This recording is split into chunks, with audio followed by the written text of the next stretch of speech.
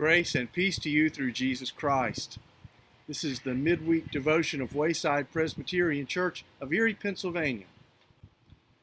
As I am recording this, the big election in our nation is still unresolved after months of campaigning and some amount of tension, while we've also been living through an unprecedented pandemic. May God have mercy on us and grant us peace today and in the days to come.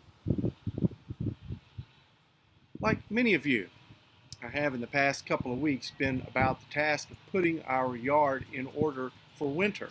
And that means a certain amount of therapeutic trauma to some shrubs as they're cut back severely. I have to admit it caused me a little bit of trauma to cut back our hydrangeas. They were particularly beautiful this year. They were beautiful even in their autumn colors. I know they will bloom beautifully next spring, so this trauma is on the way toward new life. But it got me to thinking that, none of us enjoys going through a setback, the loss of loved ones, or the ending of a project, the termination of a job, the trial and struggle of having to move from one home to another. Among all these different kinds of losses, loss is just hard. It's just hard. It's sometimes downright impossible to envision the spring when so deeply mired in the winter of our discontent.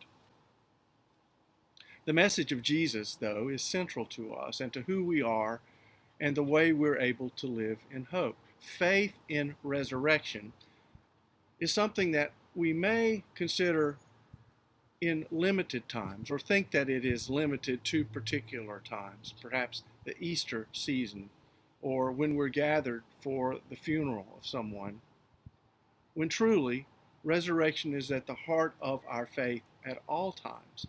This wonderful mystery of resurrection is the expandable idea of life rising up new all over the place.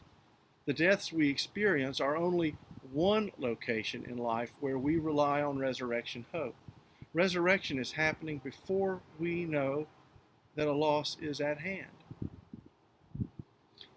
In the letter to the Ephesians, it's a memorable passage, chapter 2, verses 13 and 14, a passage that proclaims resurrection within relationships that are ongoing, instead of a switch that flips off to signal an ending so that a new switch can flip on to signal a new beginning.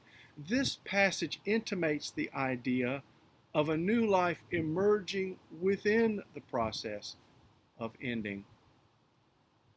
This passage was originally addressed to Jews and Gentiles in the early church and the division that was there between them. But the idea expands to address us in the church now and to instruct us about life in our communities and world as we carry out the good news of resurrection hope everywhere that we are and go.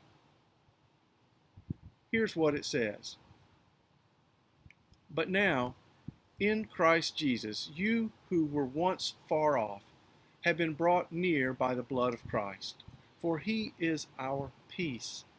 In his flesh, he has made both groups into one and has broken down the dividing wall, that is, the hostility between us.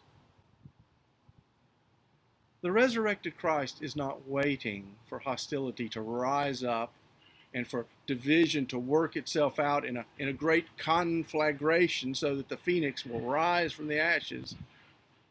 No. Christ joins us to create an emerging new life in the midst of the fray. The dawn already breaking before the darkness comes. The green shoots of new life poking up through the snow.